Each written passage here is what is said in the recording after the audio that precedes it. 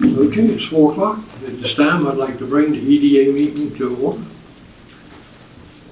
Do we need a roll call? Chairman King, Here? Vice Chairman Ford, Here. Member Collins, Here. Member Hillegas, Member Maddox, Here. Member Stallings, Member Wells. Here. Okay, we got 4. 1, 2, 3, 4, 5 of us, yeah. Okay. You want to take over from there? So we have January meeting minutes for your review. Mr. Jones has reviewed these.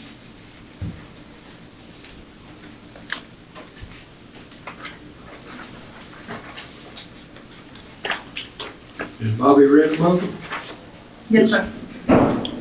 Motion to approve. Second. All in favor, say aye. Aye.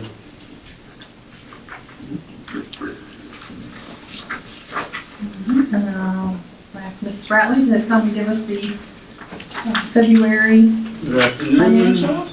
Good afternoon.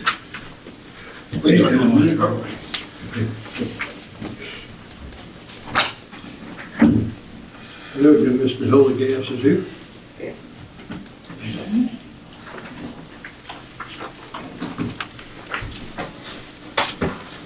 Good afternoon.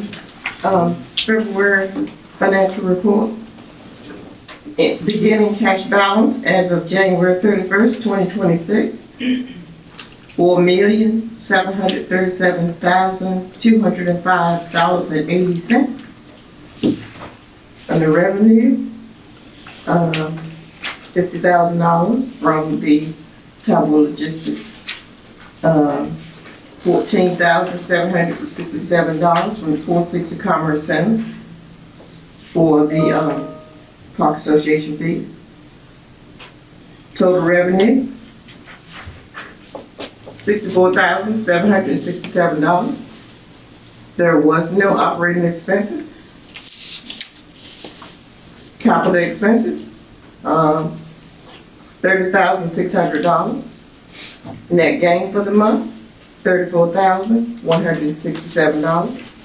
Ending cash balance as of February 28, 2026, $4,771,372.80. EDA reserve funds, $96,228.45. Funds held for the farmers market construction, $1,400,000. Unrestricted cash balance is $3,275,144.35. This is unaudited for management purposes only, and the report was prepared on March the 4th, 2026. Any questions?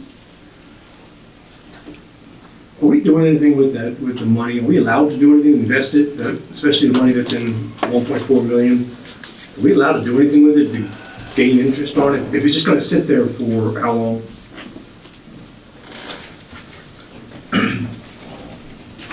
With the recent Town of Smithfield decision, with the what was to be the Grange property, I would imagine that the county board of supervisors will probably ask for that money to be returned to them, the 1.4 million. Okay, so that's the, okay. So has that been received? Yes. Okay. It came into the EDA accounts when they closed out the fiscal year 25. And then at the January meeting, it was voted, I know you were, Right, I was absent as well. At the January meeting, the board voted to allocate those funds into CIP construction to hold them for the farmers. So it's not on the year-to-date actual? It is at the bottom. Funds held for farmers market construction, 1.4 million. Gotcha. Yep, sure is. Deducted out Sorry. of our, to separate it from regular EDA cash. Okay, thank you. Yeah, I don't think that we can do anything with that in terms of investing. Yeah. I just didn't know if the county was gonna pull it back, or was just gonna sit in our copper for forever, waiting for something to happen, and then. Yeah, well, how long that will take. I Yeah, don't know. no, that's the thing. Yeah, it's just a lot of money We sitting can there. still use it for the same thing, just Yes. Yeah. see what happens. Yeah, I just didn't know if we were allowed to earn $1 on it sitting in a bank account and we get a little more for the EDA. And I can ask that question, but. And I sent out an email with all of the financials, getting us caught up from June of 2025 through January 26. Did anybody have any questions from those? Okay. Yeah. I know it was a lot of information at one time. All right. Okay. Next item.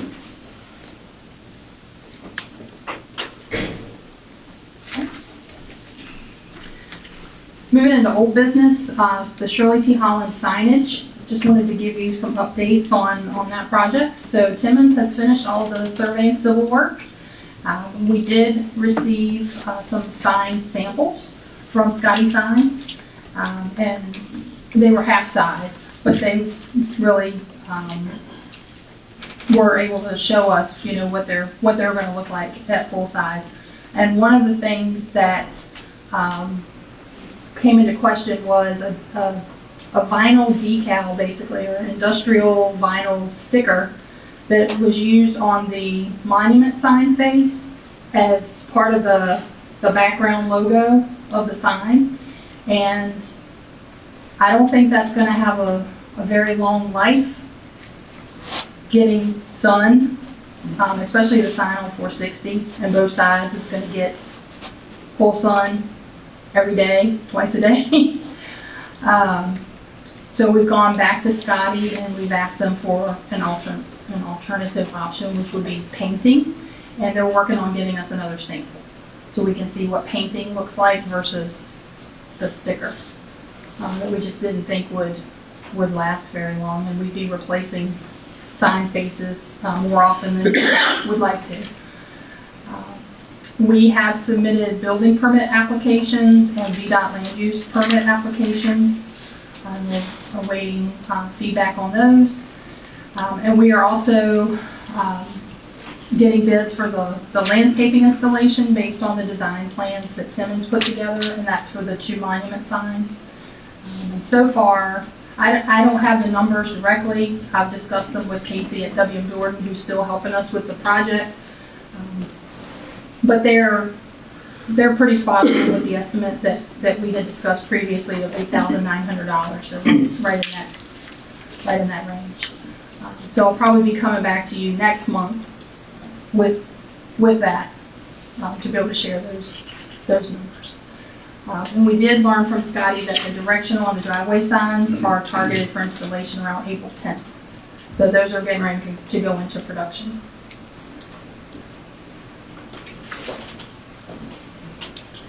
.460 Commerce Center. The building is available for immediate occupancy. It's available for lease. There has been some interest. The W.M. Jordan has responded to some requests for proposals from interested companies. The building has also made a couple of short lists by companies. One of the things that they are doing on that property is something, quite frankly, I've never heard of before, but geese management. There are a lot of Canadian geese out on the property, and W.M. Jordan is trying to keep them off of their site. They're attracted to water, and they're attracted to the brand new grass that has been planted because it has shallow roots. And you probably know all about this from a golf course perspective. And so they have hired a company. It's called Flyaway Border Collies. And this company literally brings border collies out to the property to run the geese off of the property. But what is happening is they're just pushing them onto either the Keurig property or the Safeco property. And so what has been recommended is maybe a more holistic approach where the EDA perhaps pays this company to manage all of phase 2 and get the geese off all 3 of the properties that are out there. So that's something that I just had a call with the company today. I'm just getting all of this information. She's gonna send me a proposal. Sounds like maybe Mr. Maddox you're familiar with this a little bit. Okay. Yeah, she said this company, they're based in Charlotte. They're here doing work at the Hampton Roads Bridge Tunnel construction project. She said they do a lot of office buildings and apartment buildings. And Katie and I are actually going out there tomorrow morning to see her work. Because I said I want to see how this, how it works. So we're going to go out there in the morning to see her at 460 Commerce Center. Chrissy, did you say what precipitated that, now versus later? Just W.M. Jordan trying to keep the geese off their property. Yeah, I'm saying, was it any particular thing that, because this is the first time I heard of our having a problem out there with that. Yeah, and I mean, we've known they're out there. Safeco has never said anything about them. And usually if there's an issue, they'll let me know. I know that Keurig has some kind of noise-making device on their building that will sound periodically to scare the geese off of that property. But if you're just doing one, you're just chasing them to another property, and you're not really Okay. solving the problem. Just curious. So it was just a thought that, Casey with W. Jordan said, hey, you might want to consider this for all 3 properties out here instead of just ours. Would we consider a CAM increase to cover that? Right. The cost? That's something that we can look at because. Let me just interrupt one moment. Yes. Chairman King wasn't feeling well, that's why he stepped out. So Okay. that's why she went to check on him. I got it, yeah. So, yeah. Thanks, Nicole.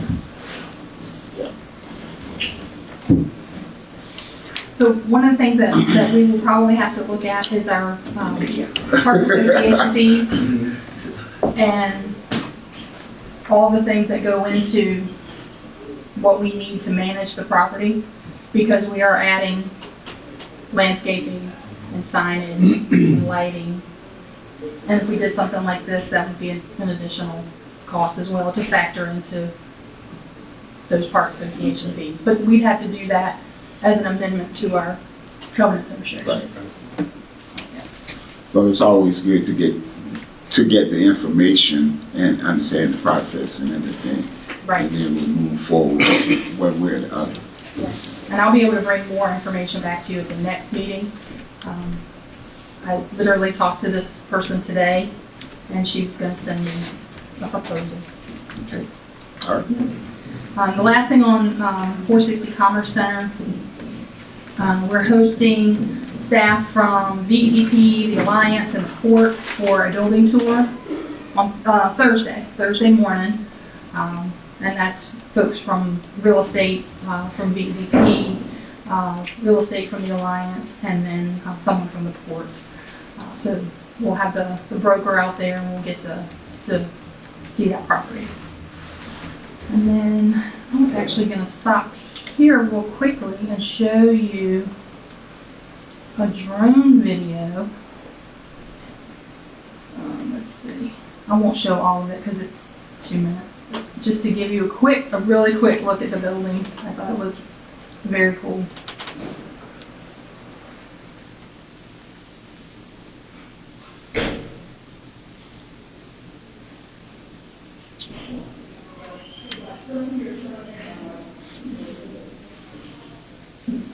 And this is Casey holding the door as we fly into the building.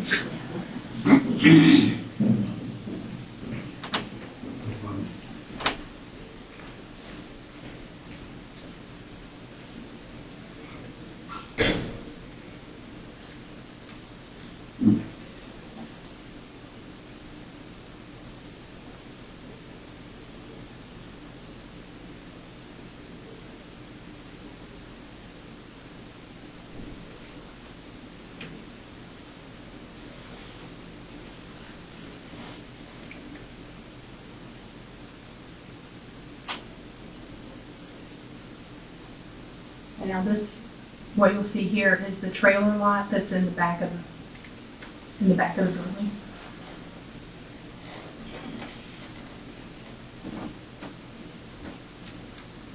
Did they produce a sample office space?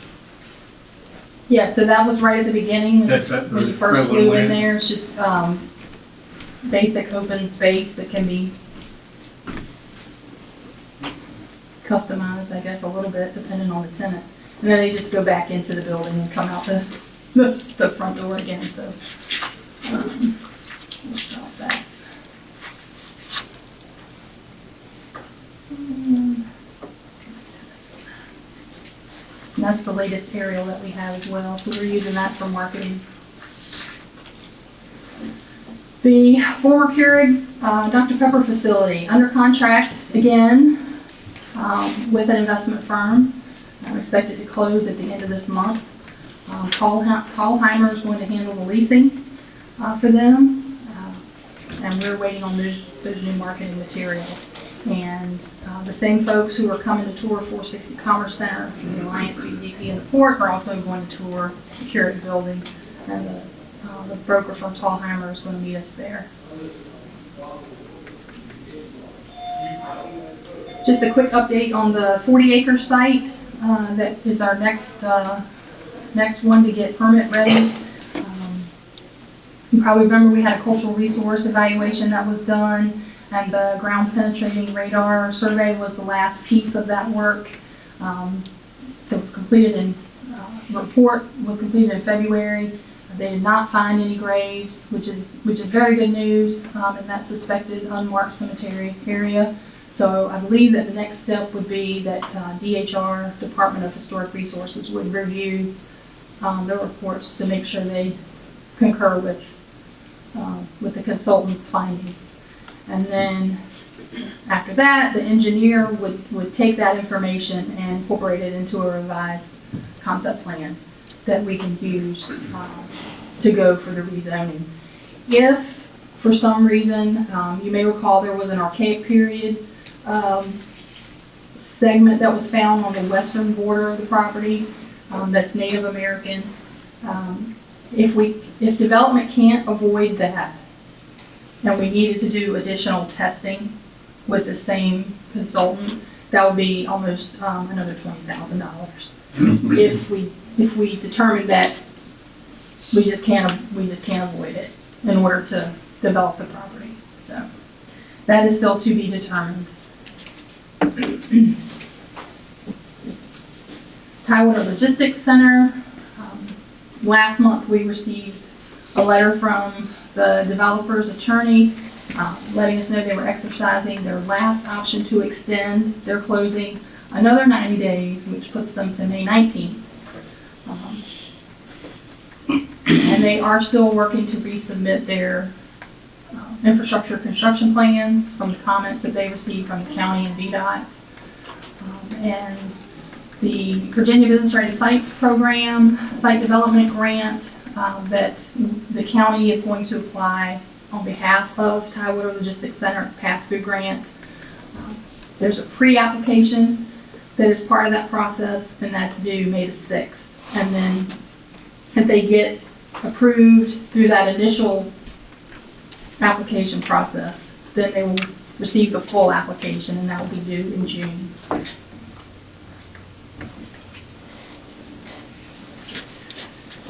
Virginia Coal Dock 258, really great news. VDOT design waiver approved, county site plan approval imminent. I heard from Amy today, Amy Ring in Community Development. All she has to do is sign the plan, issue an approval letter, and then they will have their site plan, their final site plans approved. And we can move forward. Hopefully that means the next step for them is closing. Hopefully they don't want to do it before the end of this month. They did also get their land disturbance permit approved, which means they can start the culvert work that they need to do on the property. It's kind of at the back of the property. We're also still talking with the Alliance about the potential for Go Virginia grant application. That would be due in April, so that's just around the corner. And we are continuing to help the developer market the property. All right. Any questions? All right, new business. Okay. New business. There was an estoppel agreement in your packet for the Keurig property. There are actually two agreements. And I need to clarify that one of those agreements is not applicable. So the one that applies to this property is the one that references two instruments that ended 2181 and then 4871. So that's the one that doesn't apply. That's the one that does apply. That's the one that does apply. Yes, sir. Okay. Yes, All sir. right, When got it. the county developed when the EDA developed the covenants and restrictions, they were done for two different properties. One of them is what is now Keurig, and one of them is another parcel that's north of Keurig. So that one does not apply. So there's only one estoppel agreement that we need to, With the one instrument. with the two. Two, sorry. Mhm. Okay. Because the first instrument is the original covenants and restrictions from 2006, and then the second one is the amended covenants and restrictions from November of 2015. 4871. And according to Mr. Jones, these are standard closing documents that the buyer is requiring for title insurance. And it basically just says, these are the covenants and restrictions, they haven't been changed, the property is in compliance with covenants and restrictions, there's no default, there are no liens. You just have to tell them how much they pay. It says per month, but the Park Association fee is an annual payment, but we can just break it out. So does anybody have any questions on that? So this is something they need us to act on so that they can go to close by the end of the month. Any other questions on that regarding? Okay, what's your pleasure? Is there a motion? It's in your packet. You owe us one. Wait. A motion to authorize the Secretary Treasurer of the Alawite County Economic Development Authority to execute an estoppel agreement requested by the contract purchaser for the sale of 25400 Old Mill Road, Windsor, Virginia. Second. It's been properly moved and second that we would exercise this estoppel agreement. Any other questions? All in favor, say aye. Aye. Opposition? No opposition noted. We give you the authorization to exercise it, to execute it. Thank you. All right.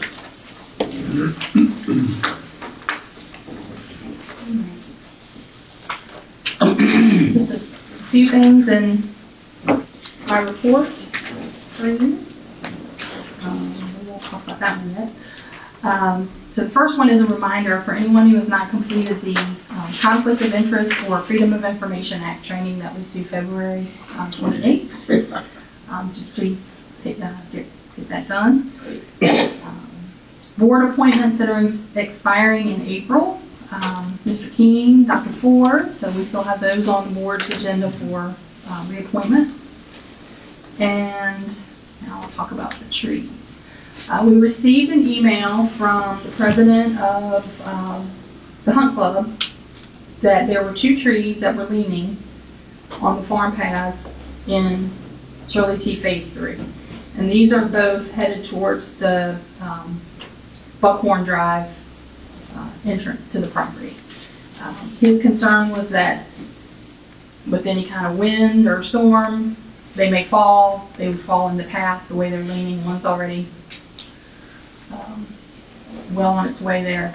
So I did get, an estimate for taking these trees down.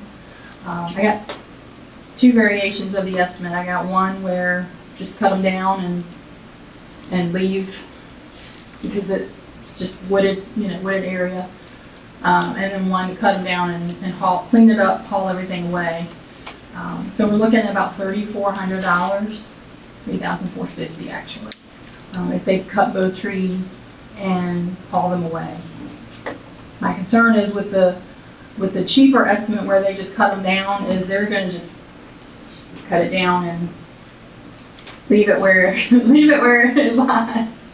So I don't want anything to block the path. So I think the best route is to go ahead and just What was the other price? cut down and remove $1,800 to just cut them down.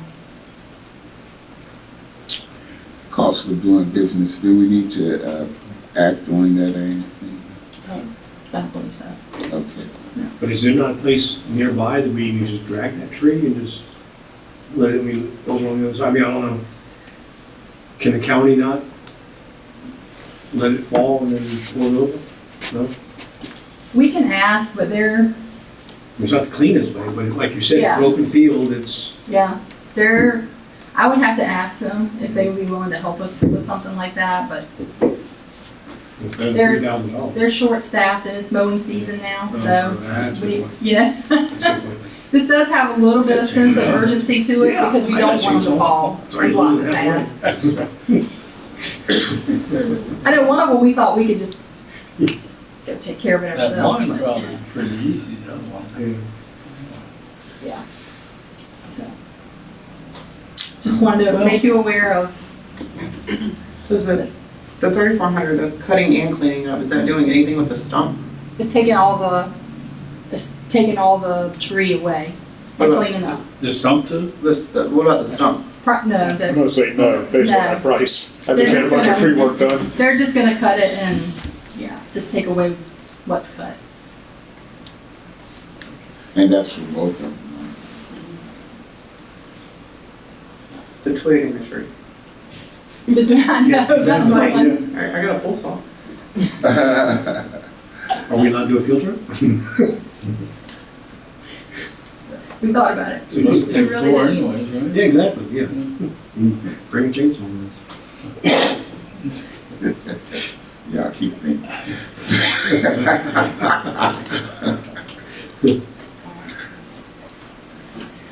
Okay. Let's see, the last thing on, my reports is, name badges.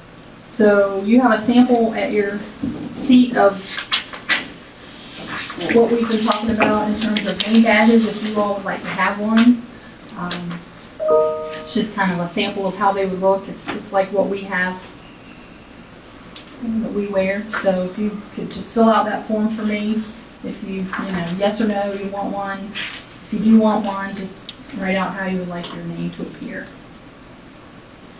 So we can go ahead and get those ordered. They're $20 each. It's a good idea. You never know, in official capacities, that may help identify people, or what have you. It can vary from event to event, meeting to meeting, to meeting. That's right. It's good. Mr. Key and I have been to a few events here lately, and no one knows who we are. So, this helps. You put that badge on there, though, who you are. Yeah, so now you have lapel pins and you can get a name badge. Yeah. And, Okay. yeah. And so I guess you are going to mention these? The lapel The pins? pins, lapel Like pins. pins. Yes. Please feel free to wear those whenever you attend the county event. Right. That's good. That's good. And so last up is department activity reports. I'll run through this real quickly. Months of January and February, we attended VITA, VEP Impact webinars, chamber board meetings, a VITA board meeting. I did an economic development presentation to the planning commission. VITA Day at the General Assembly. We attended a ribbon cutting for Crush It Art Bar in Carrollton. Attended Hampton Roads Alliance Red Team meeting and annual meeting. Isle Maritime Trades Academy board meeting. A Regional Workforce Development Council meeting. Small Business Development Center meeting. Farmers Market Appreciation event. Chamber Coffee Connect, and a VDDP meeting with several of their business development folks. In terms of prospect activity, we had 3 in January, 4 in February. And this is a mix of projects for industrial projects and also small business inquiries. New business licenses in January, we had 20. In February, we had 21. So year to date, we're at 41 compared to 34 in 2025 at the same time. Just some marketing items of note. The March newsletter went out yesterday. The Chamber is hosting a job fair on March 17th at the Windsor Town Center. Please share that with anyone you know who may be looking for employment. We have all of our major employers represented there. We've got 25 businesses that are participating. Economic Development is sponsoring that event, and we've also been part of the planning on that. Isle of Wight County Schools is hosting a reverse job fair on March 27th. So this is an opportunity for businesses to come into the school CTE facilities and see the kids working in their space, and they can interact with them and see what kind of projects they're working on, and there's an opportunity for them to hire on the spot if they chose to do so. We also have been very engaged in childcare needs as it relates to economic development, and we'll be hosting an event, Let's Talk Childcare, a community conversation on April 25th at Windsor Town Center. What's the time on that? That is noon, I believe. 12 to 1. 12 to 1.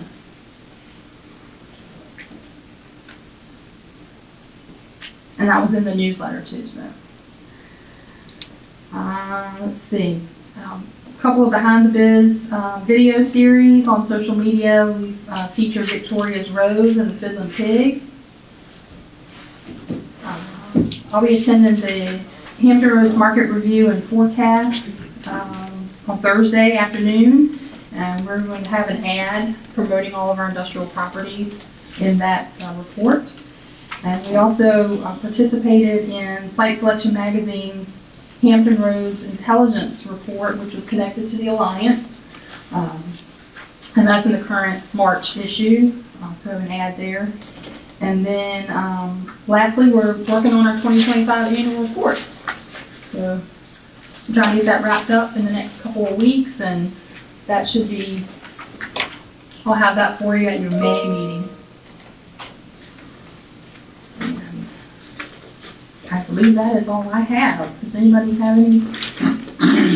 Well, I saw one of those promos for Fiddlin' Pig. It's done real well. Maybe a little bit long, but it was done well.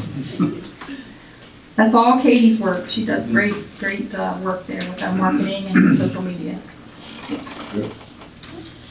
That, you know, that front page access is so important. To have it out there, people know what's going on, what we're doing. On the reverse job fair, when was that again? March 27th. March 27th. Okay, and that's in the newsletter, right? Yes, sir. Yeah. Okay. Let's Talk Child Care is the April 25th date, 12 to 1, Windsor Town Center. Who are the main, who are the target audiences for that? Who are they? People who need child care. Okay. Will there be any representatives from local child care, child provider service organizations? I'll let Nicole speak to that. She's spearheading this event. Minus 9 to 5 is the local organization from OGU that is actually putting this on for us. What was that title? Minus 9 to 5. Okay. There was an initiative done several years ago by the General Assembly. It was a bipartisan commission to have a panel or group across the Commonwealth so that child care is accessible and has sort of standards across the Commonwealth. Because before, with Smart Beginnings and things like that, it wasn't really the same across the Commonwealth. So there are regions, just like Virginia has regions. So we are in the Southwest region, and they're called Ready Regions. That's the name of them. And Minus 9 to 5 is the entity, OGU's campus that is heading this up. They did one in Franklin.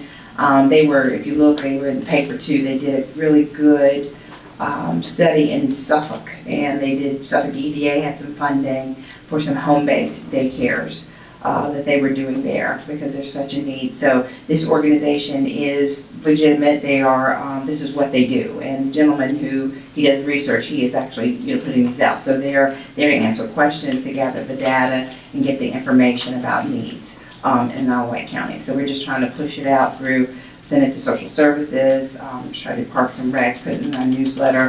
The businesses get it out to people so that they can know. And there's a survey too. It's a really short, simple survey that's asking about needs for child care. Cool. Thank you. Right. Chrissy, you said that was it? That's all I have. Was there any need to go into closed session today? No, sir. County attorney? No. Okay, any other comments? You have anything else, sir? I'm waiting for you. I'll make a motion that we adjourn this meeting. Second. Probably second. Probably moved to second. That'll be honest. All right, thank you all.